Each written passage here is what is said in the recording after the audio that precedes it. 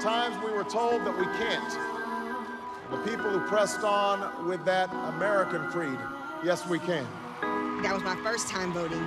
Voted for a black president, which was like awesome. I knew if I didn't do that for my mom, if I didn't do that for my grandmother. My dad, he cried. My household was very emotional. My family got together and watched it. It was something great for us.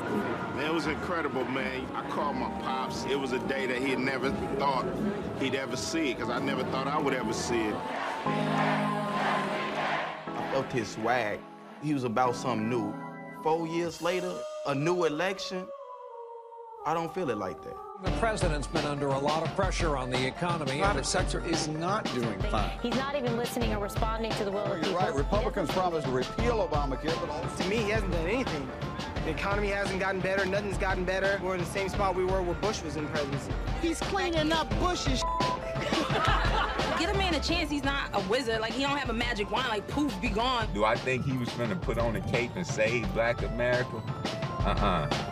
You have to commend him for what he's done. But he's a black man, so why would they commend him? We've gotten over the blush of the honeymoon. The second term is really about how to make the marriage work. Well, the big challenge will be convincing other people to give this man another chance.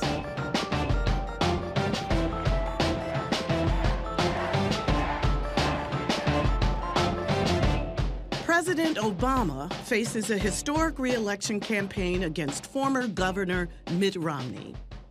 Thank you. Since the spring, it's been a hotly contested race that may go down to the wire and could well be decided by Black America.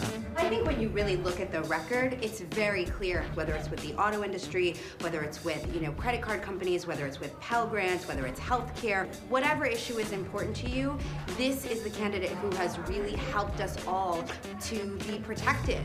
High-profile celebrities like Kerry Washington work as surrogates for the Obama campaign, trying to reignite the base. You registered, sir? But it's the folks on the ground who will make the difference in this election. I know we're not the answer to the full problem, but certainly we could do our part. In the spring and summer leading up to the election, we followed 3 stories of grassroots activists trying to mobilize their communities despite hard times and widespread frustration.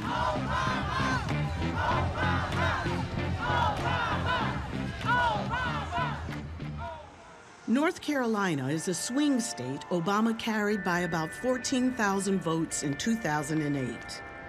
Charlotte was host to this year's Democratic convention. It's also the second leading banking center in the country, which is why many have moved here, like Tarsha Williams. I came to Charlotte about 6 or 7 years ago, and I looked up on a finance job at Wachovia in the corporate trust division. I got laid off after a couple of years being there. I went to U.S. Bank, got laid off at U.S. Bank, went to Wells Fargo, got laid off from there. So finally I do have a job, and I'm really, happy about it. Tarsha finally found a job with a lower salary as an administrative assistant. The Great Recession hit African Americans the hardest, so many working women now have to make do with less. I live in a 4-generation house. It's with my 91-year-old grandmother, my mom, and my daughter, who's 15. We all live together because it's just more economically feasible. The financial struggle is so intense. I swear to God, if I don't have a check every week, I would be in big trouble. Despite Tarsha's struggles, she's a vocal advocate for President Obama and works to register as many folks as possible to vote. You scared? No. It is kind of scary. We are doing a voters registration drive, and we're just checking in the neighborhood to make sure that everyone's registered, and who's not registered, we want to help them to be registered. Are you registered? No. You're not? No. Oh, well, you're the perfect person. We've been looking for you. You go with them, Kim. Are you registered to vote? I'm a Democrat, and I'm looking for to keep that man in that chair. Yes, ma'am. Yes, ma'am. I knew for myself personally that I was not going to be a great financial contributor Considering my financial challenges, I felt that the way I could be most effective was to hit the streets and talk to people. Hey, you interested in registering? Really? That's so cool. Who are you gonna vote for? You cute. I want you for my daughter, either one of y'all. In a couple of years, she gonna be hot.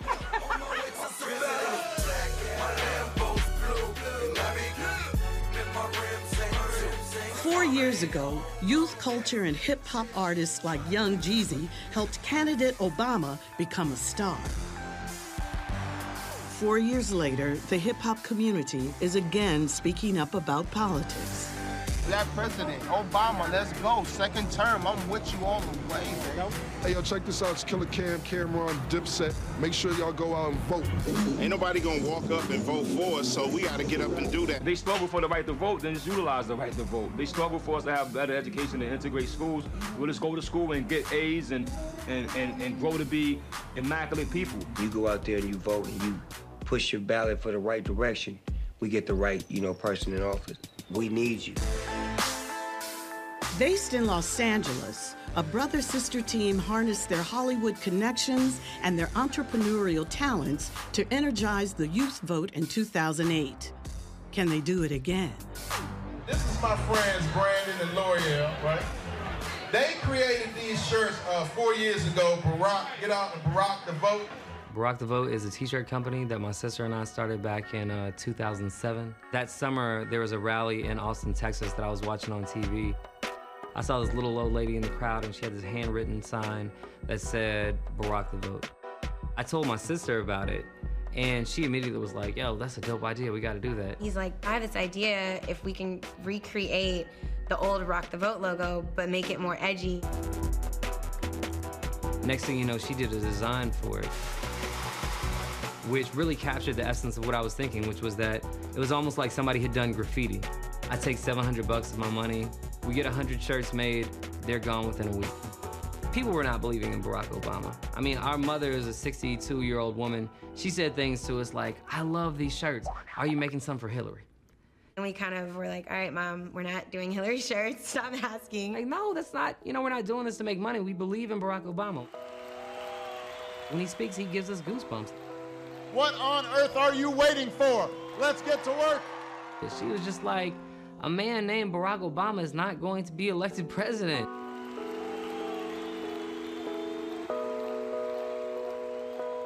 The goal for 2012 is obviously to get the president reelected.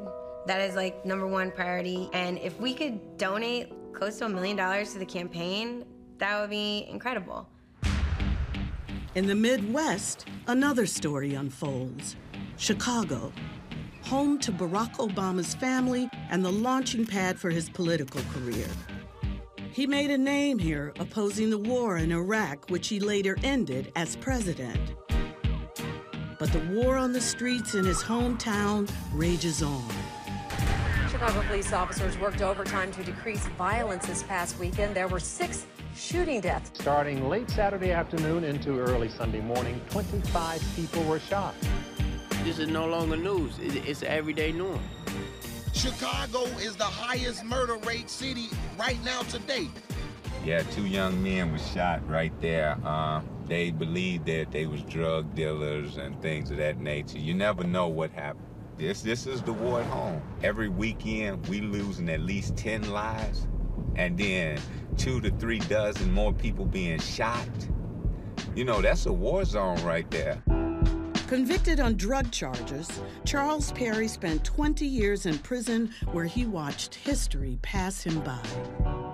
The Million Man March. That was an important event, right? Then the Bulls win the championship. Important event. Then the White Sox. Important events, right? I missed all those, but then I got home. Then there was this great event going. He was released just in time to vote and join the historic Grant Park celebration for Obama, whose youthful community organizing in Chicago inspired Charles to work with those most in need. Man, because, hey, I kid you not, man, these next 4 years gonna impact the whole generation. I can register people anywhere. Hey, you see, look this, man, I got the board, the pack, When I sold dope, this is how I walked around with it. I had it. I don't care where I'm at. I be at the gang, you need to be served. So this the same way. What happens if we lose this election? That's what I want to talk about. The question is, how do you wake up young black America? How do you wake the sleeping giant? Charles works with other organizers like Chris Millett, a Princeton graduate who hit the streets instead of corporate boardrooms, just like Obama 27 years ago. Chris and Charles work together to try and reduce violence on the streets of Chicago. We got these two memorials over here, the two young men that was killed almost 2 weeks ago. I mean, at some point in time, this stuff has to stop. Totally unacceptable. Neither political party has made urban violence a campaign issue, even though over 10,000 people a year are killed by guns. A majority of them African American. Just graduated in '09 from high school. Right. 3 years. That's your brother? Oh, yeah? How old was he? 22? Yeah, so tell me, how did you feel when that happened? Huh? Man, if we don't take control of our community, the president ain't coming down here to take control of this community, the mayor ain't coming, and the governor definitely ain't coming. You know? So as young men, y'all got to start thinking about what it is that y'all could be doing.